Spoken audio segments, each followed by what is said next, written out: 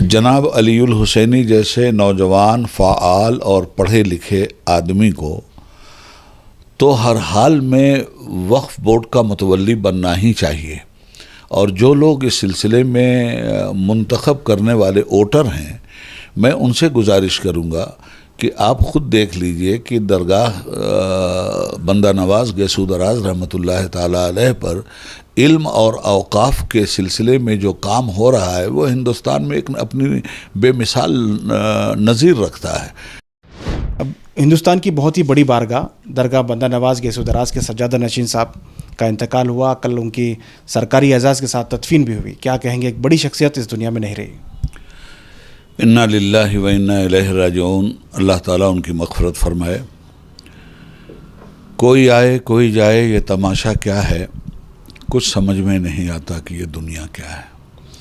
اسی طرح سے آنے اور جانے کا سلسلہ جاری ہے اور قیامت تک یہ سلسلہ جاری رہے گا۔ دنیا میں کچھ شخصیتیں ایسی ہوتی ہیں جو تاریخی اعتبار سے امر ہو جاتی ہیں۔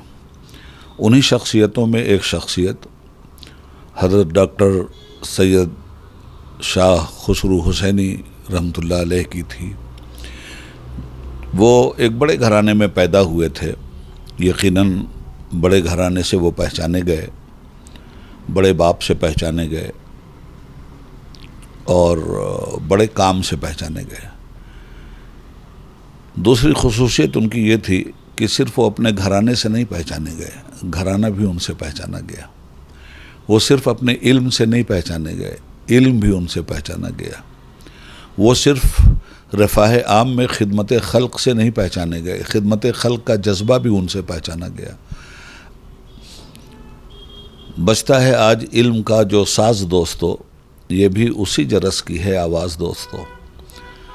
میڈیکل کالج بندہ نواز کے نام پہ انجینئرنگ کالج یا ایجوکیشن کا ایک ہب گلبرگہ شریف کی سرزمین پہ جو ہمیں دکھائی دیتا ہے، یہ دراصل خسرو صاحب اور ان کے آباء و اجداد کا مرہون منت ہے۔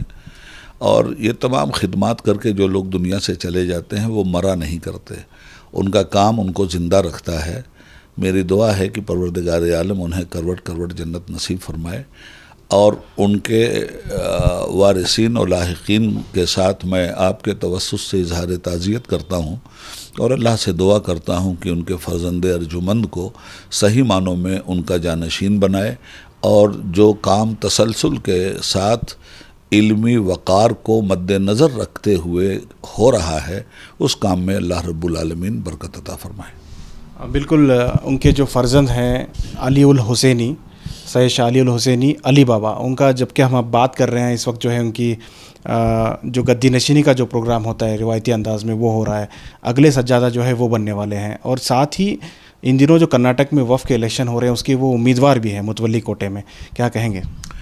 دیکھیے، وقف بورڈ کے متولی کوٹے کا جہاں تک سوال ہے، ایسا آدمی تو سر فہرست آنا چاہیے جو قوم کی خدمت کے نام پر کرناٹکا میں ایک نمایاں مقام رکھتا ہے۔ میں تو اربابا نے حل و عقد سے کہوں گا کہ آپ متولیان کا جب انتخاب کریں تو ایسی شخصیات کا انتخاب ضرور کریں جن کے پشت پر ایک علمی ورثہ اور اس کی حفاظت کا جذبہ موجود ہے۔ میں تو گزارش کروں گا اس کمیٹی سے جو انتخاب کرتی ہے کہ اپنے انتخاب میں اس شخصیت کا انتخاب وہ ضرور کریں تاکہ اوقاف کے تحفظ میں ایک ایکٹیو پالیسی کا آدمی شریک ہو سکے۔ بالکل، بندہ نواز درگاہ جو ہے اپنے آپ میں ایک مثال ہے کہ انہوں نے پرائیویٹ یونیورسٹی بنا دی۔ شاید ہی کوئی ایسی بارگاہ ہوگی جس کے تحت کوئی اتنا بڑا جو ہے ایجوکیشن انسٹیٹیوٹ چلتا ہو جو یونیورسٹی کی شکل اختیار کر لیا۔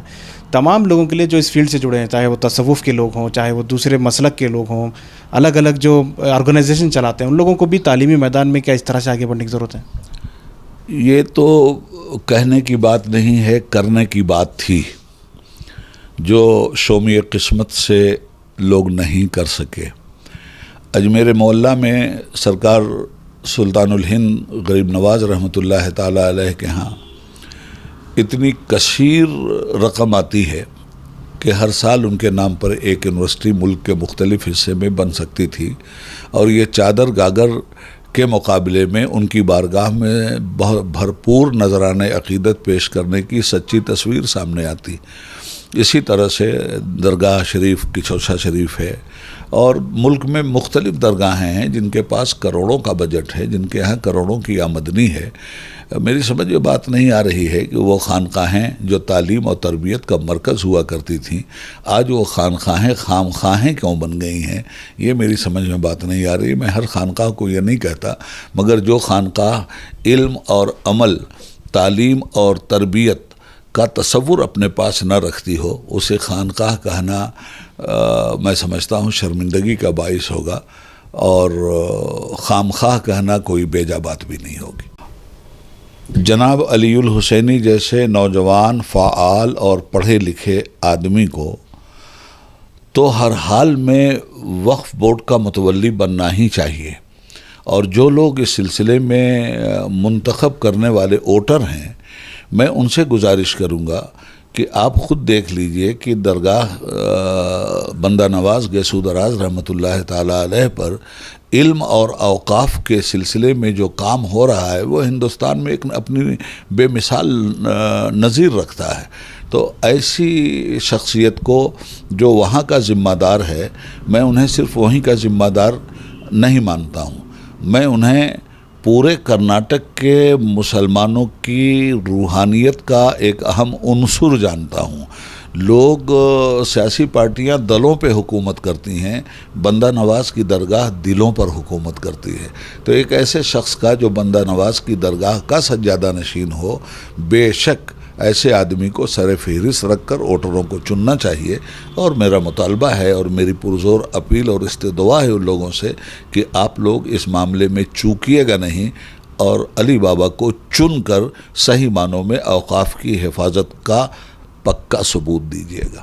آج انہیں سجادہ بنایا جا رہا ہے، جو کہ بہت ہی بڑی اور مقدس جگہ پہ وہ آج بیٹھ رہے ہیں، کیا کہیں گے؟ ہاں نہیں ٹھیک ہے، ہونہار بروا کے چکنے چکنے پات مچھلی کے بچے کو تیرنا نہیں سکھلایا جاتا، وہ خود تیرنا فطری طور پہ جانتا ہے، اور جب ذمہ داریاں اور آ جاتی ہیں تو ذمہ دار آدمی تو شہباز بن کر کے آسمان پہ اڑان بھرنے لگتا ہے۔ مجھے امید نہیں بلکہ یقین ہے کہ وہ اپنے باپ دادا کی وراثت کا صحیح معنوں میں حق ادا کریں گے۔ اللہ سے دعا ہے کہ اللہ تعالیٰ انہیں محفوظ فرمائے اور پچھلوں کے نقش قدم پہ چلنے کی توفیق عطا فرمائے۔ بہت شکریہ۔